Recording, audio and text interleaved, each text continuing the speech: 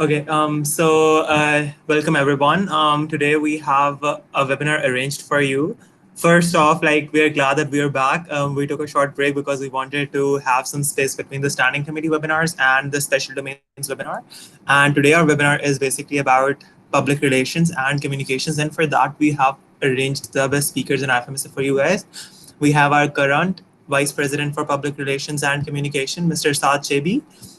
He's from Morocco, and he's doing a great job at it. And I've personally worked with him at the March meeting plenaries, and he's an amazing person to work with.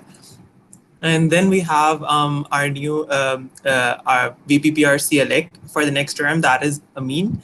And I think that this is going to be one of the best webinars because it is going to help you give a detailed analysis as to how to approach external parties, how to maintain your public relations, and what are the protocols that you should follow for communication, basically a 101. So without any further ado, I would give it to Saad and Amin to first introduce themselves briefly and then move on with the webinar. So over to you guys. Yeah, thank you, Mohammed. Thank you all. I'm really happy to be here. Thank you for the invitation. Yeah, my name is Saad. I'm the acting Vice President for PR and Communication. And I was really happy to receive this invitation to be able to share with you some insights about communication and PR and the vision that I can say had been doing in the last years. I know that it's really hard for a nonprofit to maintain a strong communication strategy because this is something difficult that needs some technical background. But by having some basics and using the available free tools that are more and more available online, you can maintain a strong brand, a strong communication online. And I will hand over to my friend and colleague, Amin, to start this webinar. Thank you so much, Sad, for the introduction. Hi everyone. My name is Amin. I am from Lesuk, Algeria, and currently working with Scorp as Core Public Relations and Communication Assistant. And I'm also very, very happy to be here, and I was also honored and excited when I received the invitation because I think that as we have all seen, the COVID-19 pandemic has maybe altered some of the events that we were supposed to have on physical ground, but it was also an opportunity to create all these webinars and sessions, and I was very, very happy to see that public relations and communications is also being addressed and within your camp. So thank you very much for the invitation. I hope that we will make this webinar very efficient and beneficial for everyone in here. And we're going to start now. So we have the webinar is called Public Relations and Communication, and I'm going to just go over the content very fast. So first of all, we're going to explain what is public relations and what is communication because again, like the name is public relations and communications, but within their definitions, these are two different concepts that overlap and create the framework that we're going to explain in here. And then we will be discussing some other related concepts that we often hear about when we talk about PR&C, such as marketing and advertising. And then we will be addressing the importance of public relations and communication for nonprofits. And finally, we will have a session, some sort of a session on branding 101. So without further ado, we will start by the definitions of public relations and communication. So when we speak about public relations, it can be defined by the process of managing the spread of information to build a mutually beneficial relationship between an individual, an organization, and the public.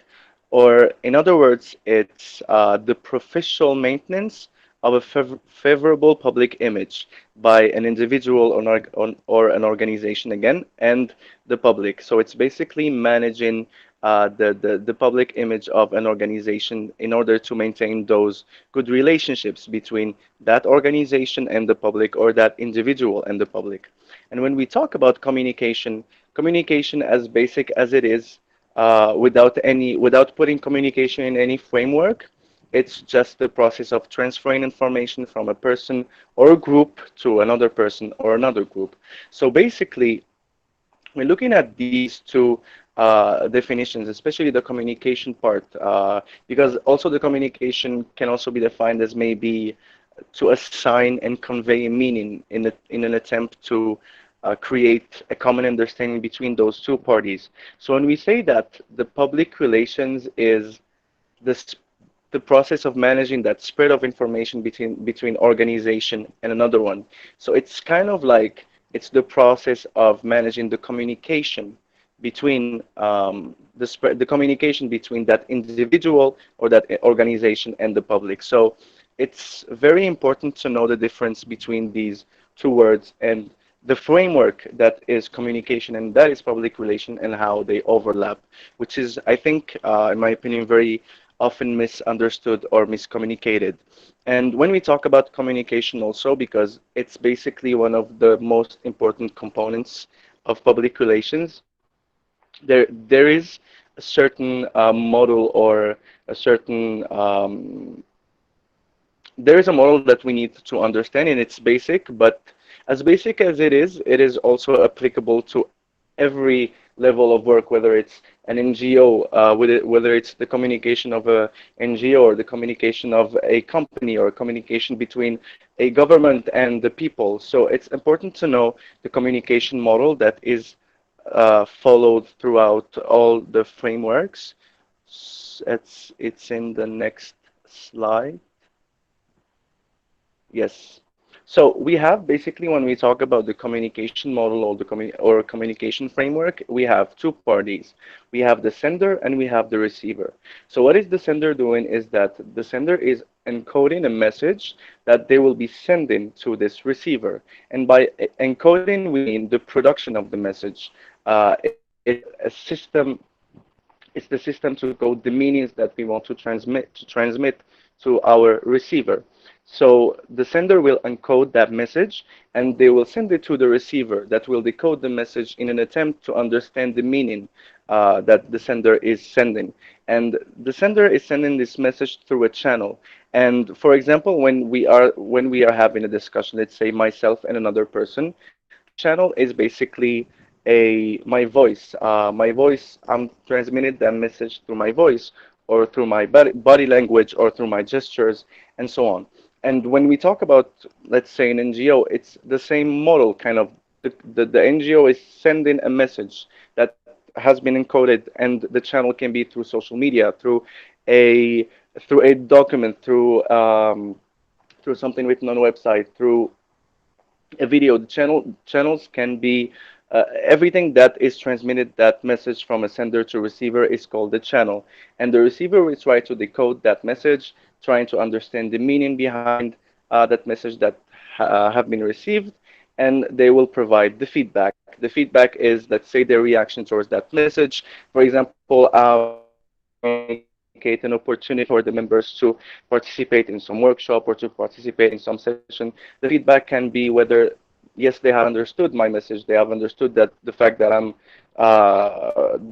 sending a call for something. The feedback may be whether they are applying or not. The feedback can be their reaction through that message, whether it's also, the reaction on social media or their reaction through the forum or anything I'm using to send that message. And we have the noise.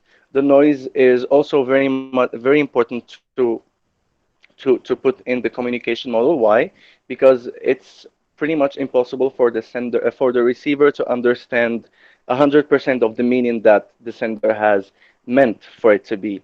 And a part of the message that we send, whether again between two people or communication or an NGO and the public, unfortunately, a part of it is lost within the noise that is happening between that sender and that receiver. So if you take a look, not take a look, but I also want you to keep in mind this communication model because, as I said, it's pretty much applicable to all levels, and it's always important to just take it and apply it to other level. And it's good also to know that the message can have a lot of aspects, the channel can have a lot of aspects, but what we want to do throughout every communication is to encode a message and send it for a receiver to decode it and to hopefully trigger some sort of reaction, which is the feedback. Yes, and then we will go to marketing and advertising. These concepts are often we hear a lot about these concepts whenever we talk about public relations or we talk about communication. Uh, and basically, these concepts, uh, in the next slide, please, Sam. Next slide, please. So I found this very interesting, no, the one before. Yes, this very interesting picture that shows some maybe the difference between marketing, advertising, and public relations. So when you look at marketing, the man is saying, I'm very smart. When you look at advertising, the second part, the man is saying, I'm very smart, I'm very smart. But when you look at the third picture, the third part, which is public relations, the man is not saying I'm very smart, but another person is speaking for his behalf, saying I'm very smart. So the difference, again, like I just mentioned before, that marketing, advertising, and public relations are big frameworks on their own that have different ca- aspects. And I just wanted to show just the difference, maybe the basic, very basic difference for everyone to know how to differentiate between marketing, advertising, and public relations within this picture, not to dismiss not to dismiss apart the importance of other concepts, but just to say that in here it shows that public relations, it's basically you creating an image of yourself for yourself. You are creating an image for yourself and cultivating a relationship between you and your public. And that means that your public will speak for you. You're not doing that marketing for yourself. You're not advertising for yourself. You're not telling, you are telling things about yourself through your image, maybe through your brand, which is something that we're going to discuss later. But the the the the goal of maybe the goal of public relations in here is to show that through that image, your customers, your public, the people that have received your message will be the ones speaking for you and spreading the word. Trust me, I'm very smart, as we showed in here. When marketing is basically it's the promotion. Marketing is sometimes, let's say, it can be also it's we encounter the word marketing maybe when we talk about profit organizations a bit more, but it's also very used and important when we talk about nonprofits. But the general definitions can be it's the promotion of the products and services for revenue purposes. So marketing is basically you are speaking for yourself, telling why people should get your services, saying why people should have a relationship, a work relationship, or any type of relationship with you. Telling what you are selling yourself or selling your organization or selling your products or selling your services. And advertising is one of the tools of marketing. It's one of the tools of marketing that is used in order to get obviously the customers to act. Sorry. So this is basic. This is just a very quick difference between these three concepts. And maybe you have noticed that, for example, when you say marketing, you are transmitted a message.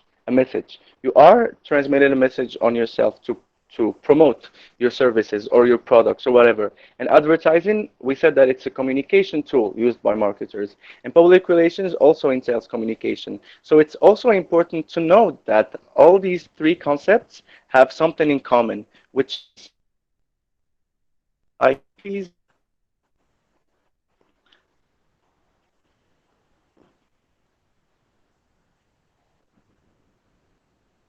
Can I have the next slide, please?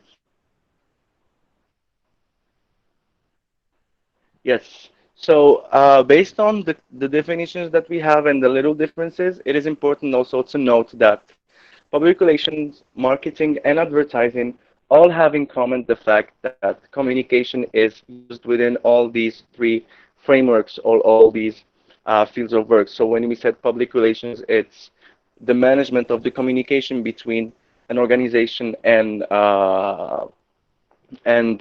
the public through creating that image. And marketing is also communicating your communicating that you're good at it. You're communicating your products, your service, selling all of those. And advertising is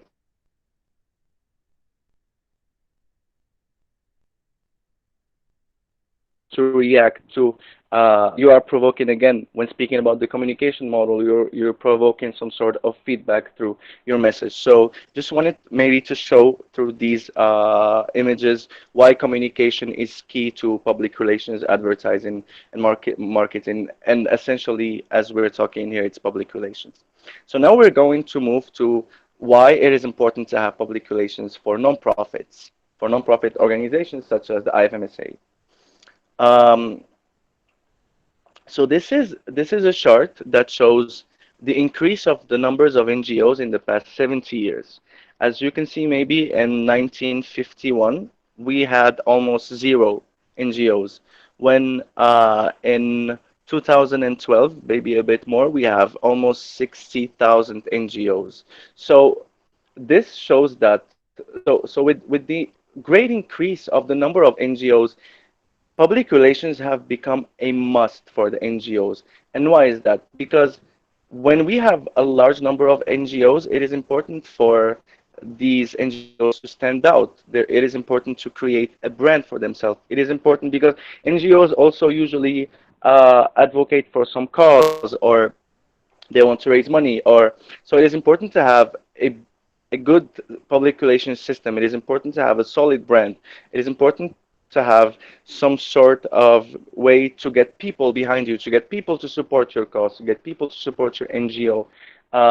And we can we have the next slide, please? Yes, and the next one, because this one I already read. So as I said, it is important to have a public relations system or a marketing communications in your NGO in order to stand out and in order also to get people to get behind you and to support your purpose, to support your cause. But how and why? So when we speak about NGOs and their communication with the public, there are three parts that need to be discussed. First is the volunteerism, the education, and the donations. These are why we need public relations within an NGO. Volunteerism, why? Because we all know that NGOs are almost more based on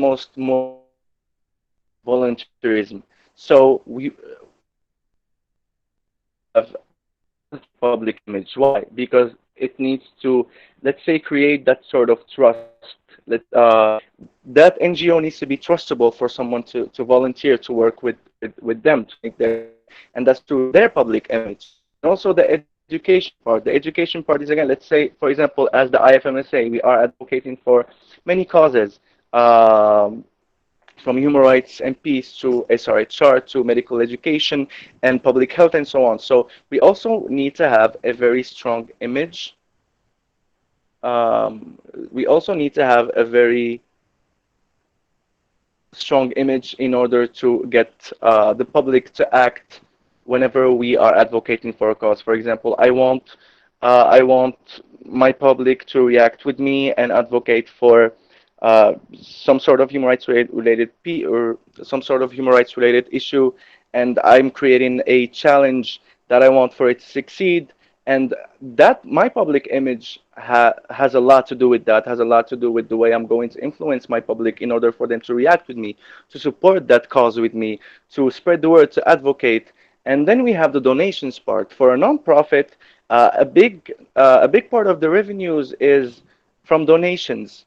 And again, it's the same as volunteerism, maybe even more, because you need to create a trust. We need to create a trust between the nonprofit and the people that are going to donate their money. And so it's important to have a trustable. It's important to have a strong.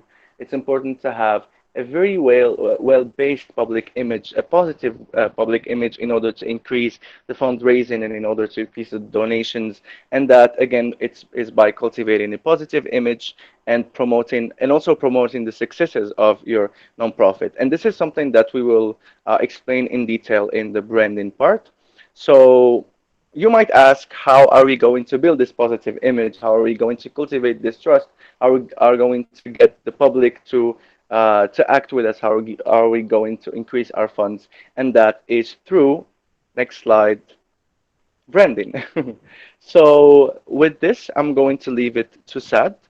So he could explain branding in detail, and you could have a very solid and wide overview on what branding is and what it entails. So thank you, and Sad, it is now for you. You have the floor. Thank you. Thank you, Amin. So with this, we are gonna cover what is branding and why branding is important for nonprofits. I'm gonna start by a question. I'm just gonna ask you to go to the Google Meet chat and to check the what you see here, like the IFMSA logo, and to write there what was your first experience or like first time that you have seen the logo, and yeah, three adjectives about feelings that you have when you see this representation. So just go to the um, chat and write their first experience with IFMSA logo, and also three adjectives about the feelings.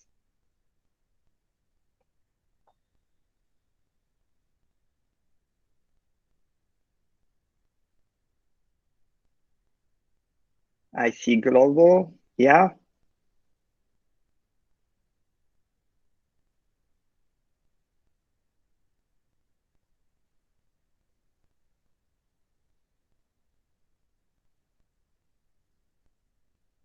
Inclusiveness,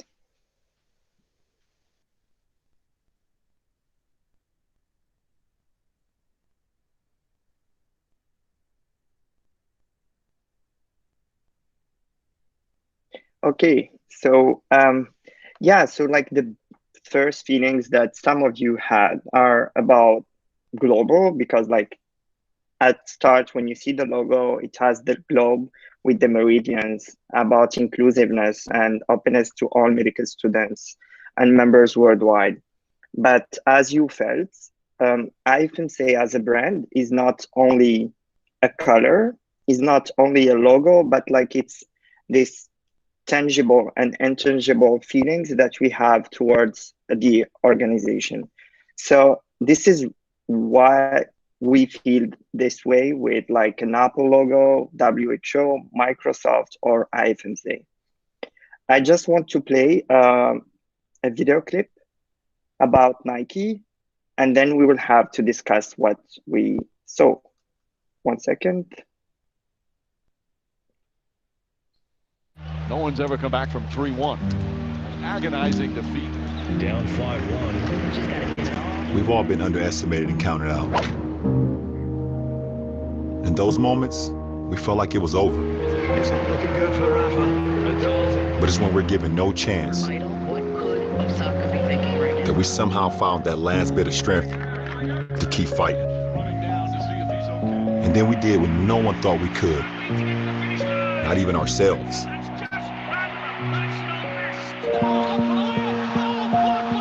We came back from the impossible. From being broken.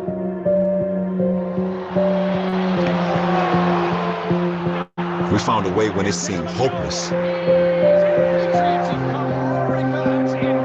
We came back when we should have been long forgotten. And we did it time and time again. Right now, we're fighting for something much bigger than a win or championship. But if we learn anything from sports, it's that no matter how far down we may be, we are never too far down to come back. Okay, so I just wanted to share this with you because I find it very interesting for a company such as Nike to not cover anything about like sneakers, or to not cover anything about shoes in their ads, because they're basically selling shoes, but they're not talking about this. They're talking about, they're honoring great athletes, they're honoring sports and values of sport, of mindsets, and just courage, and also inclusiveness in their all their products. So why is it important? Is that it's really like a great asset for our nonprofits to get some experience from the marketing world, especially storytelling and the way that we market ourselves, we say who we are, but most importantly, why are we doing this? And in our case, why IFMSA-Pakistan or IFMSA as a global federation is willing to change the world. So this is really important. And this is why also, as Amin said, there was a lot of papers about how brands have a positive effect on volunteering. So you can have a lot more of volunteers if you have a powerful brand. You can have a lot of more of donation if you have powerful brand. One paper said that 22% of respondents who donate to a branded charity and only 16% donate to a random charity without any valuable brand. And yeah, with this, we will see what are the main pillars of a brand and how our brand as a nonprofit can convey purpose and a mission. Yeah, I'm also sharing some examples of other nonprofits, other international non-governmental organizations who maintained and shared a very strong brand, and they are recognizable everywhere. Amnesty International, Greenpeace, Médecins Sans Frontières. And building a brand has like two main steps. First, we need to do all the analysis about what are our vision, mission, tone, etc. And then we can start building our audience. Because what's happening a lot is that people came to you and they ask you, yeah, hello, Sad, I want to do this ad or I want to do this campaign. And he's like, okay, should I just pay for ad? No, this is like the campaign installment, the design, the creation, and everything is are only tactics, but it's really important to go back to the values and go back to the vision and a mission. And if you don't have these pillars, all the efforts that you will do later will be in vain. So yeah, let's cover brand pillars. A lot of you are already in touch with vision, mission, and values. The vision is like the statements of the what we want to achieve in like in a perfect future, what we want to do. Like Walt Disney vision statement is to make people happy.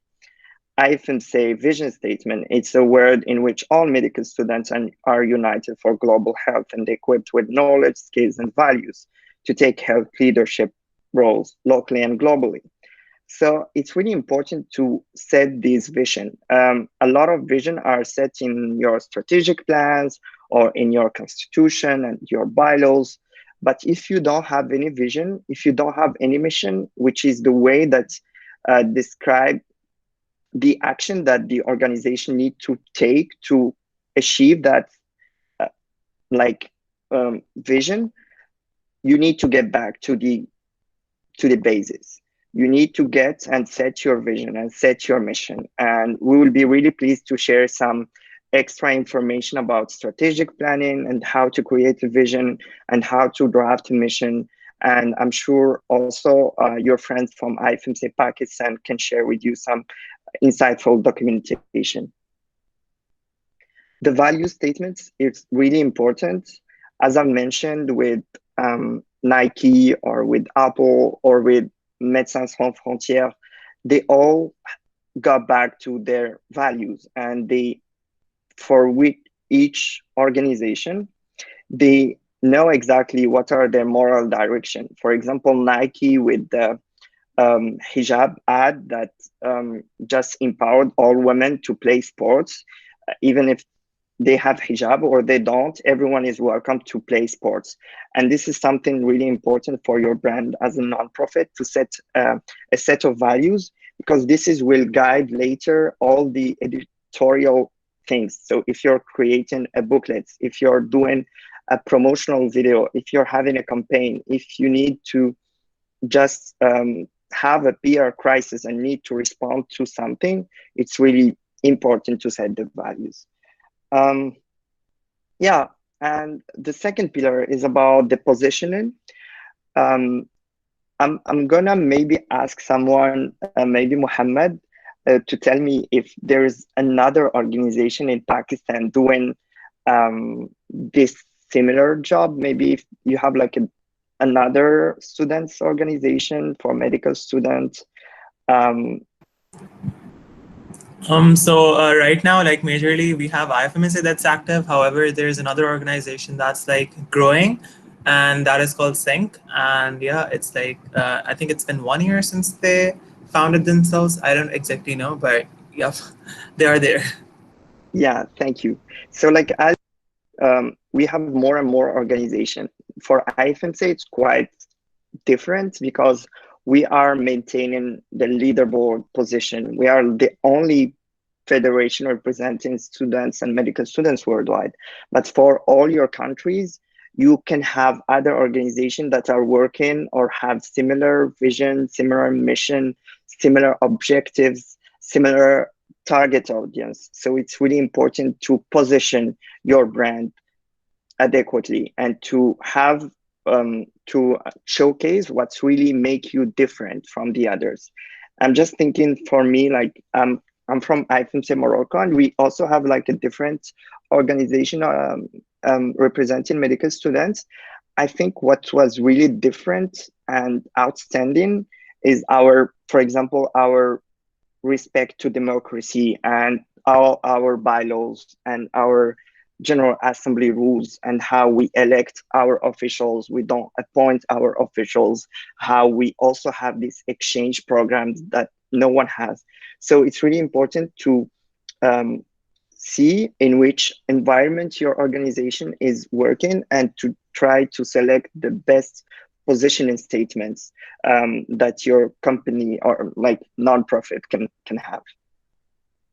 Yeah, so this is why it's important. As I told you, it's really bad if you'll be mistaken for someone else. If your organization or another organization is doing a statement and you will be mistaken by the target, by the general population or your stakeholders.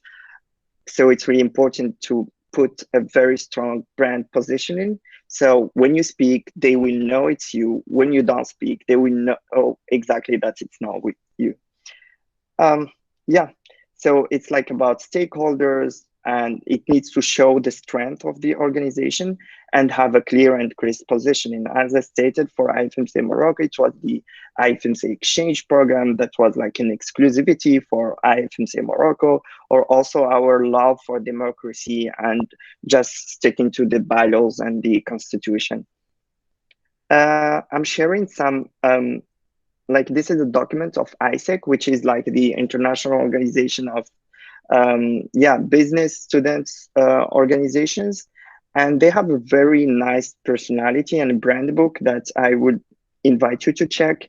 So they know exactly that they're inclusive, energetic, engaged, genuine, and simple. And they stated in their brand book, and this would translate in all their creation later.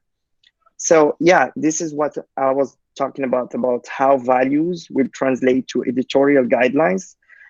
Um, when you're saying that you're, yeah, like you are putting gender empowerment as your main value, and at the same time you're having a very, in your post in Facebook, for example, you're just gonna use insensitive gender language. This is not normal.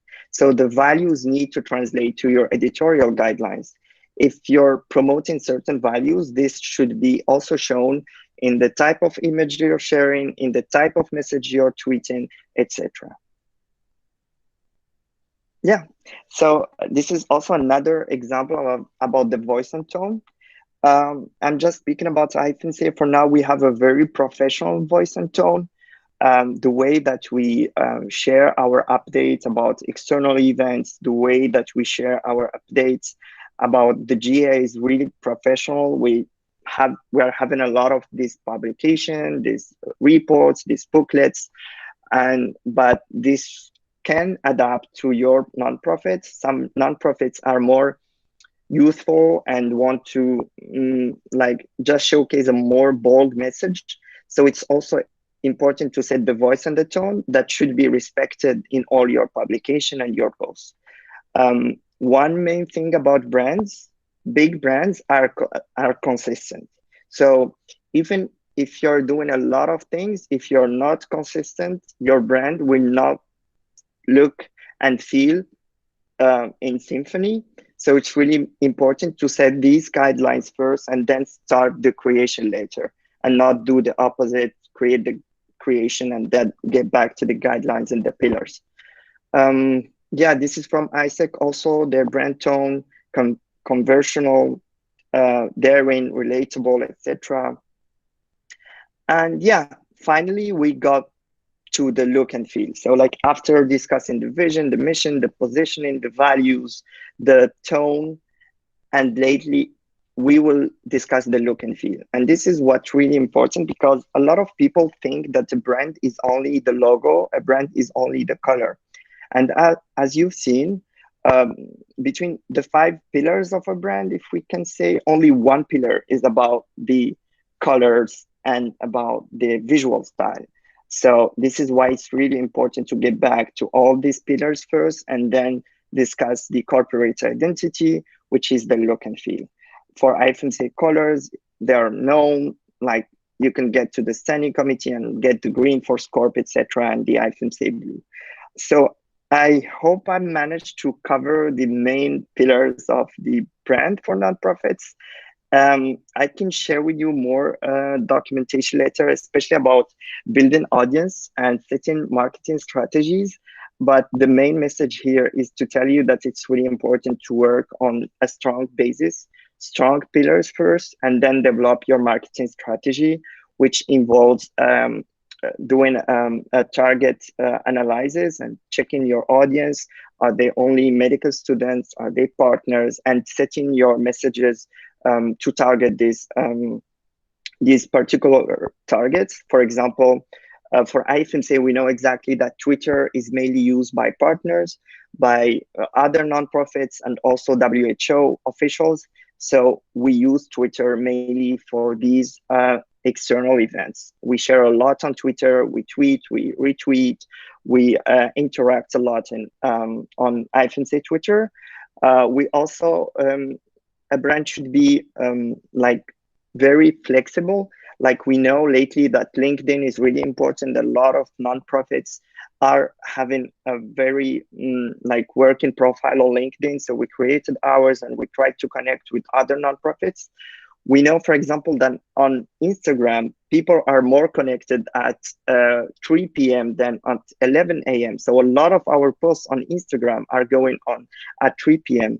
On opposite, we know that on Facebook, our members are connected around 11 a.m. So all our Facebook posts are going on 11 a.m. With this, I just want to emphasize that it's really important to work on brand pillars before going and developing your marketing strategies. Thank you.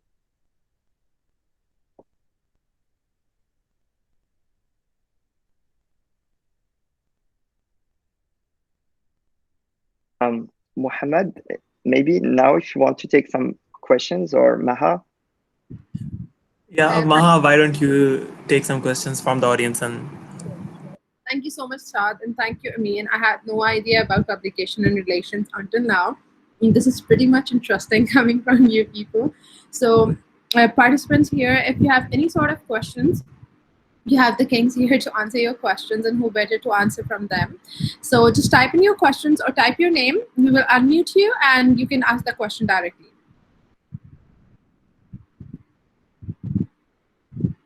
Any question is welcome.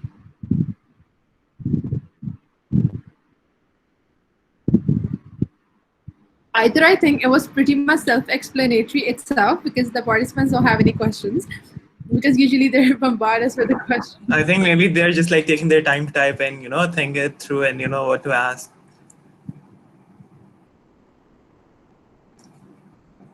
Meanwhile, I have seen some of the strategies over here, so I'll ask some questions.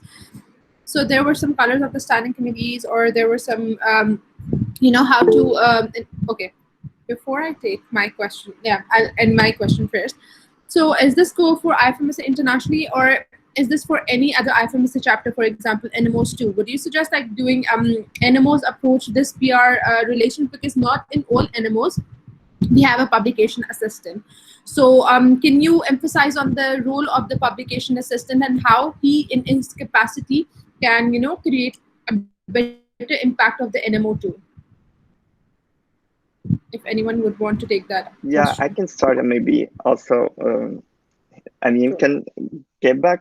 I'm just gonna share a personal personal experience.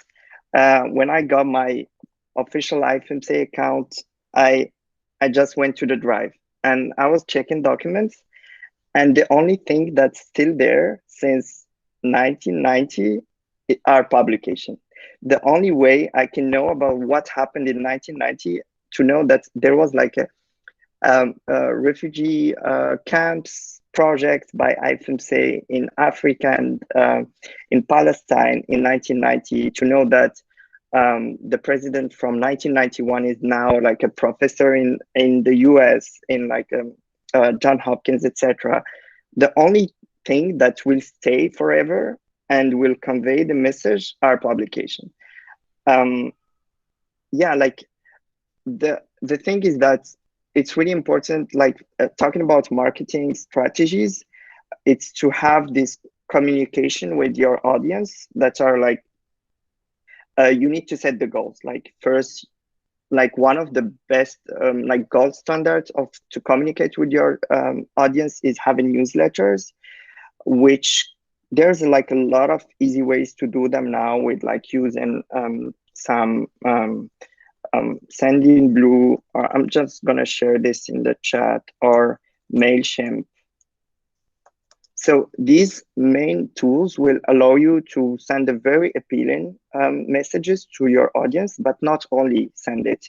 You can report on it and know, for example, that this region will read more about scope than this region, or you can know exactly how many people opened this message, or if this title is when you write, for example, IFMSA is hosting the online GA, or like OGA is this week, you can know exactly which subject is better than the other. And so you can just have all these tools to have more control about how you communicate. For the publications, as the same, I said something in the beginning, which are like, there are more and more easy way, because the way I discovered all this PR word is starting by using Photoshop or like InDesign. It was super complicated at that time. Like just to get it, to get like an open version of it or to download it was like a big like nightmare for like a teen in 2008 or something like this. So now there are a lot of online tools that can help you do this for free and have a very nice publications. I would also emphasize on consistency. PR is not about sporadic initiative. Don't just create things. Just always think strategically. Check your needs, and if there is a need to have a magazine every year, set all the ground to have a magazine every year. Don't just do it for your term. Check the future and try to make something sustainable.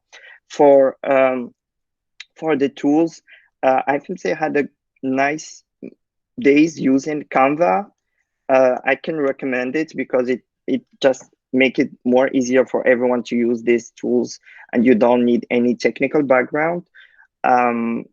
So yeah, for me, publication, they are like really, really important, especially for the institutional memory of your organization. Just talking about the importance of publication, as Amin mentioned, the trust. And this is like a very common topic in advocacy related trainings, etc., about the trust about between stakeholders, partners, and the organization, and how you gain this trust. And publication of reports, annual reports, and also financial reports, if you have any, as are really, really important to maintain this transparency, to tell people this is exactly what we do, and to get more about to get their trust, because this is the basis of interaction with other stakeholders.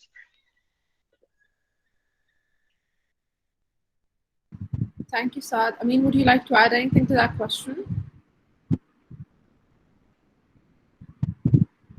Um, Thank you. Thank you, Sat. Thank you, Maha. I just want also to add something. When you have talked about the importance maybe of having public relations and communication assistant within NMOs, and maybe comparing that to the IFMSA, I just also want to say that public relations and communication, in my opinion, is yes, it is important. It is important for the external image, for the way you communicate with your public, but also it is important for also internal communications. For example, when you are, whether it's the IFMSA or just or a national member organizations. For example, the IFMSA speaks on the behalf of or represents 1.3 million medical students, and we often have a lot of opportunities come in and go. And so it is also important to have a nice set of communication between you and your members. And public relations is good to maybe influence your public and to not influence is not the correct word, but maybe to get them to react with you and to act with you. But also sometimes your members also need that type of also need that effect that Brendan has and that public relations have. And maybe I would speak also on the behalf of the experience I had in Scorp. So for example, we also tried to build, we didn't want to overlap with the current IFMSA brand, but just in an internal way with our members, we wanted to also create, let's say, a sub brand in the all the opportunities we share with the members, whether it's calls for small working groups, calls for participants in some sort of external event, or just sharing materials. It is also important to have that framework covered in an internal way with your members in order to increase your members' engagement. And that again can be done whether it's on an international national an international NGO such as an international nonprofit such as the IFMSA, or just an NGO or a national member organization, an NMO such as IFMSA-Pakistan. So I would really emphasize also on that point. Thank you. Thank you for your elaborative answer, Amin. So we have a next question. Whoever wants to take it. Do we have any online courses for social media strategy? Or like not online, in-ground courses too? On-ground courses. Yeah, we are preparing a pilot course about PR and communication. It will be available soon. We were just waiting for the launch of the Moodle thing. We were also having this year, we had like in IFMSA events before the Spread It, which is like the PR workshop. And this year we also developed a new workshop that was supposed to happen during this August meeting. And it's about like advocacy and campaigns, and how you can have more impactful campaigns and build a social change through PR basis. And this covers a little bit of advocacy work, and this covers also a little bit of PR. And it's like very activity oriented. So like participants are by the end of the workshop able to have their campaigns from the messages and targeting group, etc. So we have these two workshops, but yeah, there's also a pilot course that is ready. So I think Amin would be very pleased to continue this little adventure in the future. Thank you, Saad. I mean, can you tell about your excitement, please? Definitely, definitely. Like when I first of all when I saw the workshop that Sad has mentioned now, like that was supposed to be in the pre-August meeting, I jumped and I was screaming, and yeah, the excitement is on full level. And as he said, like definitely we will, like whether it's this the course that he has mentioned right now, if it's done in this term, we will definitely continue such initiatives in the future because we still do not know if the situation will be cleared out or not in the near future. So we will still continue trying initiatives on online training, online courses. And whenever the situation is cleared out, you can hopefully expect also to have PR, public relations and communication workshops within the events that are going to happen. And also one of the objectives I thinking also about implementing is to create some sort of guidelines to also implement such workshops on a national level. Um, for all obviously IFMSA NMOs. So we have plans, and we will be able to implement them and to spread spread PR everywhere in IFMSA. Thank you for your answer. Okay, so the next question is: to what extent does PR help build a base to approach externals and secure deals and benefits? If you know what he means. So who wants to take this question? Like, does PR help building any base to approach the externals? Do you work with in any relation with the Vice President of External Affairs, and how inclusive your participation is? Too many questions, but Yeah, but that's perfect, and they're like really, really relevant questions. Um, I hate to stick with names, so like I don't want to tag people. Like it's really bad to tag people. VPPRC, VPE. You can be called VP something and do another any work.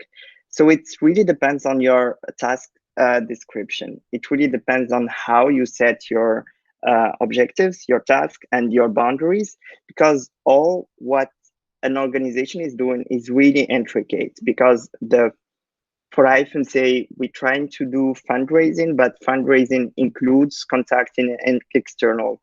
But this is done, for example, by a VPF or whatever. We are constantly in connection with externals to write press release, but press release are on the website. So there is like a very strong connection with all these components.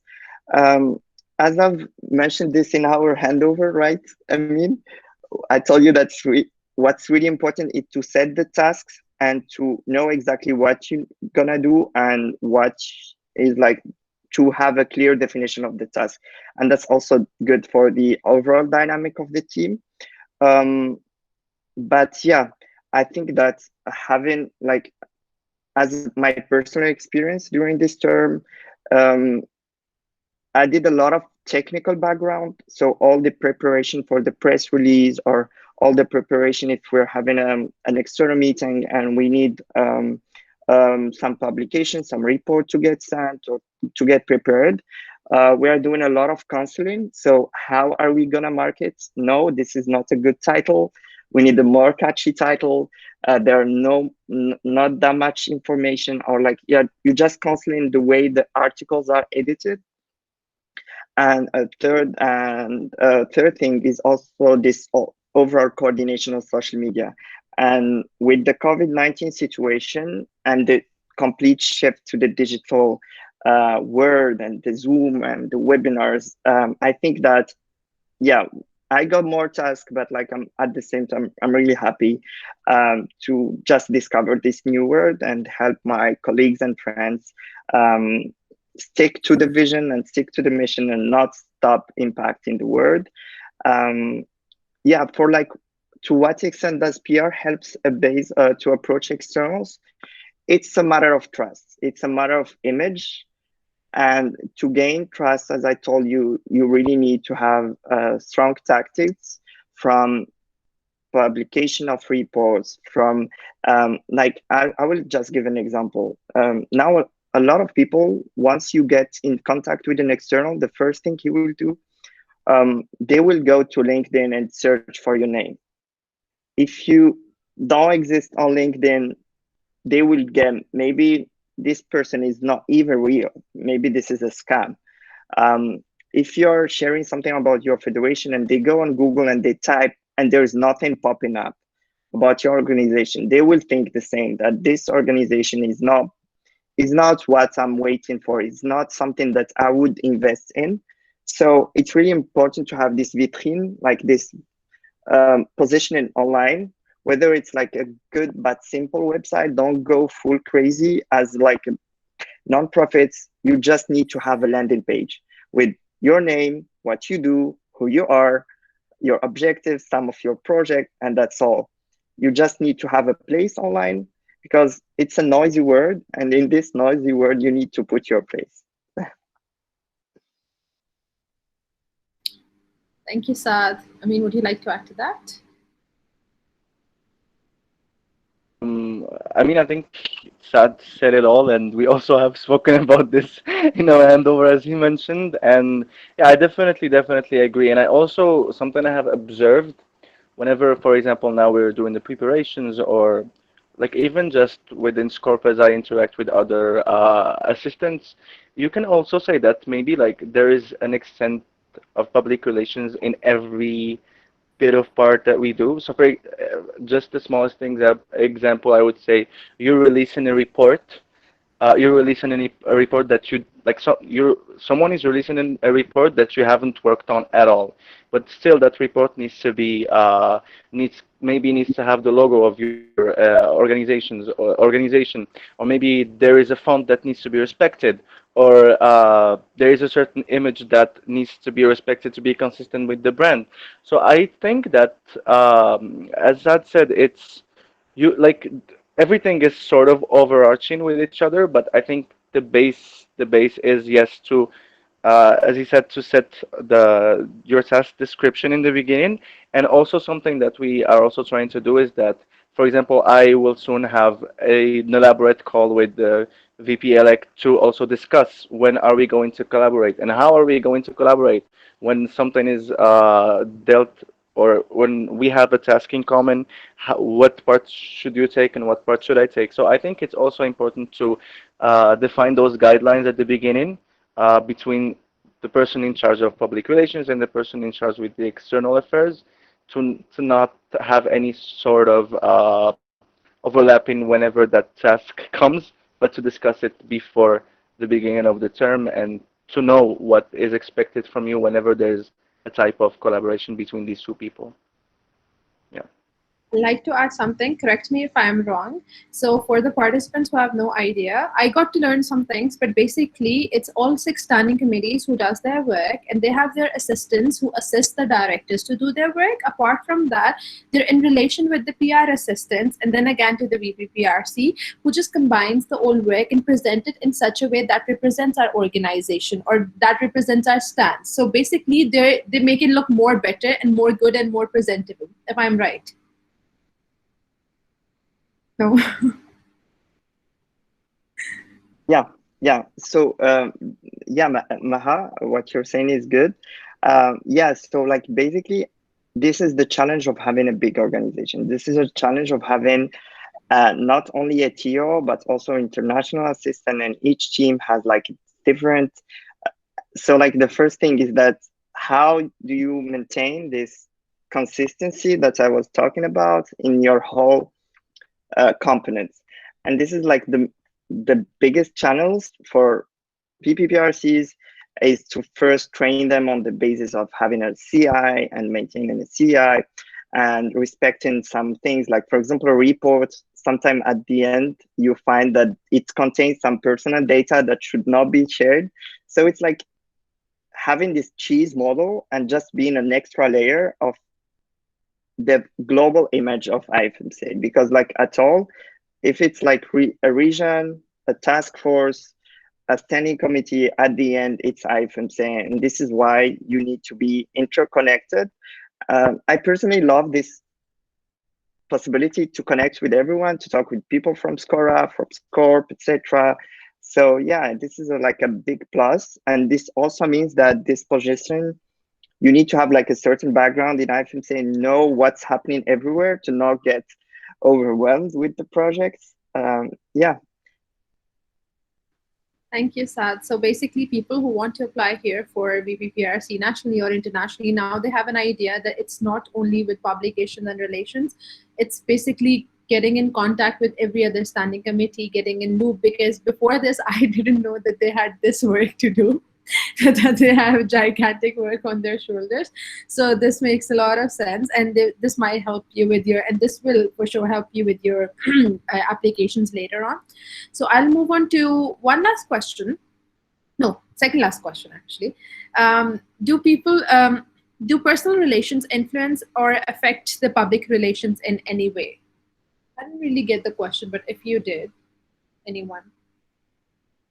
Um, I think if I got it, if like personal, as we call like personal branding, or like sharing content about a federation you're part of as an individual will affect public relations. This is what I understood. Um, there's like a certain balance that you need to find, because like people, they tend to love to connect with real people. Like if you're seeing an image and with the text, you might click like, but if you're seeing an image with the text and with someone like a real person, you try to relate to that person and you connect more to. This is why we really encourage all personal testimonials, personal sharings, and also like people tweeting on our behalf instead of having just an IFMSA logo tweeting on Twitter. It's better when like, yeah, it's Nebosha president tweeting, it's like someone else, Egle Alare tweeting. It's like a real person conveying a certain image. And this is why like you need to have a balance between these two and to use them wisely. But yeah, generally it's good to have faces on your images and to have faces on your messages. Yeah, I just got this. I hope I answered it. Yeah, Manaha, I hope this answers your question. Basically, like having a face matters. A face, as he said, like showing who you are, or having an external face. For example, if a potential person is speaking about it, you would tend to listen more to that person, irrespective of a person who doesn't have a face or who you don't know. So this is like what I get the conclusion out of it. The last question is how in these times social media matters with publications, because we're living in an era of technology, and publications and relations, apart from publishing manuals, having textbooks or something like that, how social media supports your, how innovative we could go with social media. Like what, like for example, if posting stuff, because this has the maximum outreach. I don't know if you get my question, but my question would be like, how influential is social media in respect to public relations? Okay, who's gonna answer? I Like, mean, you want to go first? I mean, I don't mind if it's okay. So, like, to answer that question, I would say just, for example, take a look at the current crisis we live in now, the COVID-19 pandemic. And like without social media, like everyone is staying at home. No one basically has any personal or physical contact with anyone else. And everyone is still getting the information. Everyone is still, for example, getting the prevention measures. Everyone is still getting the numbers. Everyone is still getting news about other countries, about everything that is happening in the world regarding the COVID-19 situation, how we should act and how we should not. And that wouldn't have been possible without social media. So I think that nowadays, with the globalization, with a lot of businesses, companies, everything is going more and more and more online. Social media plays a very, very crucial role. And it's sad to say also that it's not always the safest place, social media, unfortunately, and that also has been shown in this pandemic. I've done some research a couple of weeks ago about how things are becoming now, and there is a lot of cyber crimes. There is a lot of misinformation regarding the COVID-19 pandemic. So there is like a balance is needed everywhere basically, and social media is unfortunately also kind of uncontrollable, but I would say that it's a very crucial component in public relations in global health nowadays, and that is shown by the current pandemic as I just mentioned. So just look at how we're getting the informations while staying at home. And yeah, So that would be my take on it, and maybe Saad would want to add something. Yes, I think that social media are a necessity for nonprofits and organization. For now, the only brand ever that doesn't accept any comments on YouTube videos is Apple, and it's the biggest brand ever. So if you're not Apple, you need to accept conversation. You need, like, Apple is only the only brand who doesn't have any Twitter account, and you're not Apple. So you need to be there. This is where you can get more volunteers. This is where you can showcase your work. About like basic social media management, what's good is, as I told you, you need to target your channels.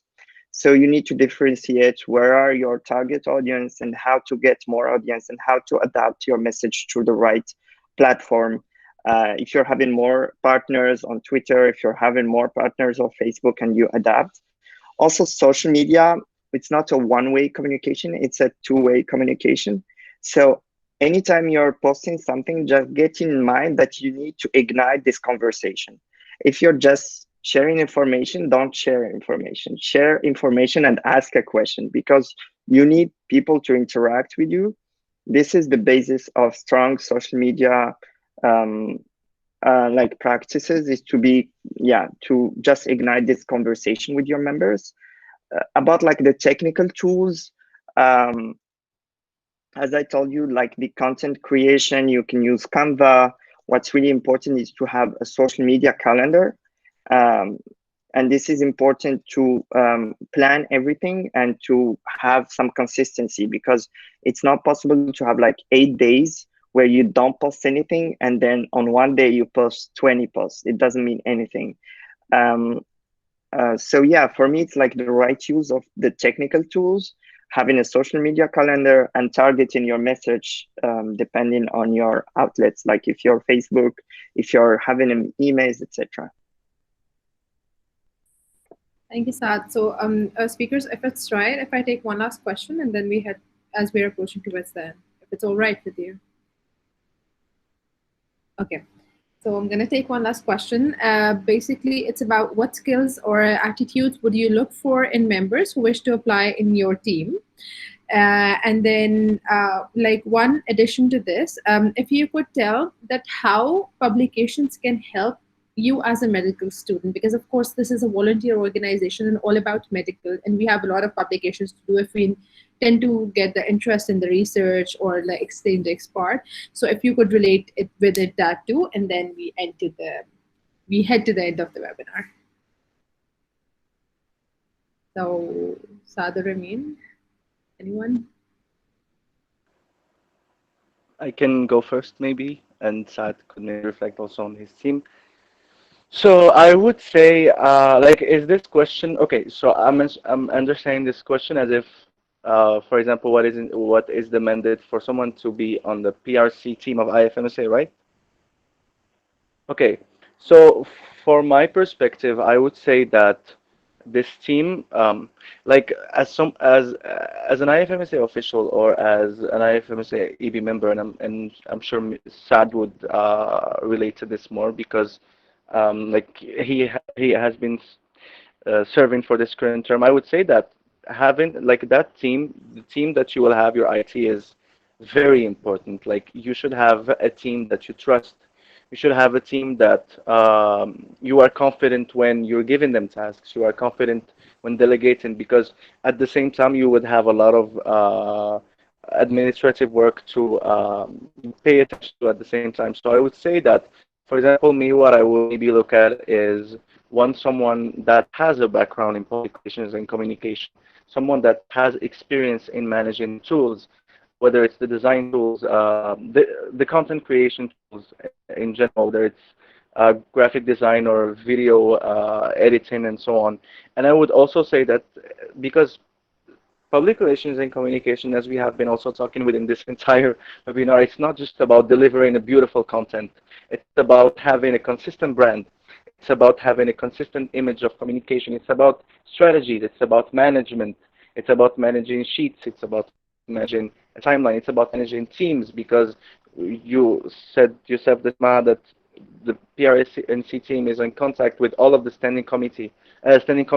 So I would say that also someone that has experience in um, strategy making, maybe to have to follow up on that brand and the implementation of that brand, someone that has experience in social media management, and also someone that has experience in working with a big team, I say maybe, or intercultural environment, and someone who has already have that experience of managing teams and communicating within multiple frameworks of the IFMSA. So I would say that it can seem a lot, but it's not.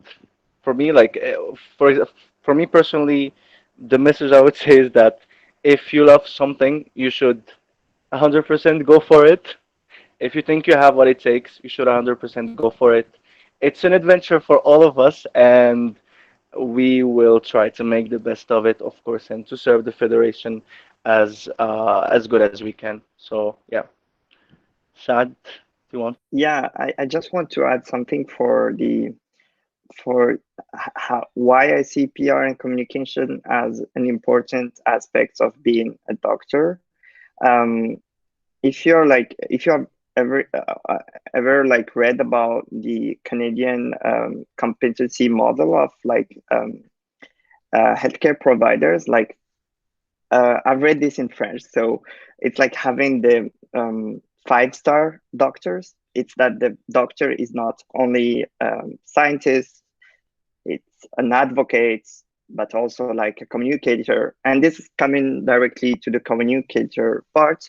And there are a lot of papers who identified that for doctors who are using social media and also patients engaging in social media, um, had the results about a more equitable relationship and knowledge and a more access to awareness and a lot of positive effects. There's these days a lot of backlash going around the bikini used by residents on the papers. That was, yeah. So for me, it's like it's it's really important as a tool for this 21st century. But yeah, use the use is really important.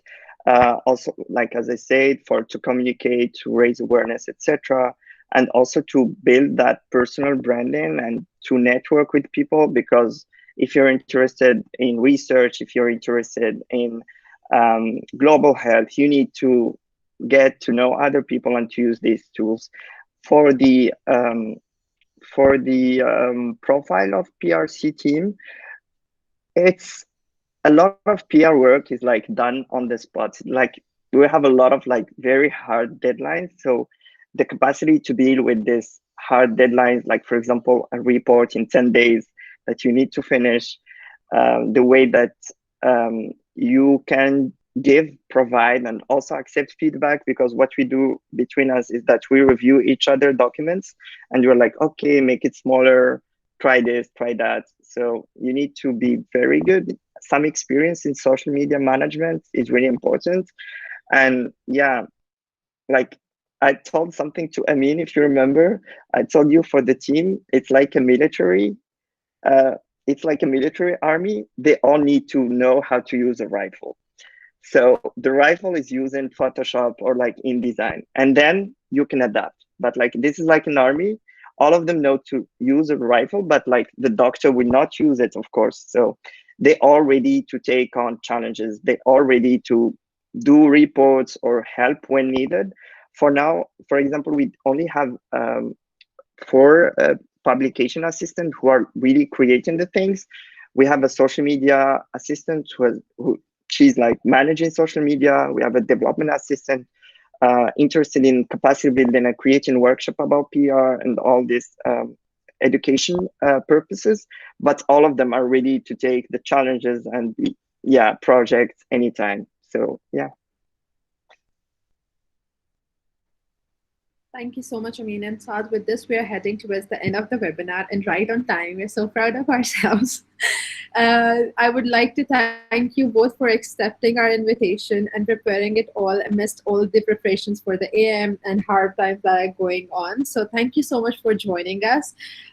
Before leaving you, we have something prepared by one of the core team members. It's a video. So I would just present it, and then I would love it if you see and appreciate the work. Just let me know if I accidentally open something else, because I tend to do that. Okay, here. Can you see my screen? Yes? I can't listen to your messages. Ibrahim, can you unmute your mic, please? Yes, we can. All good.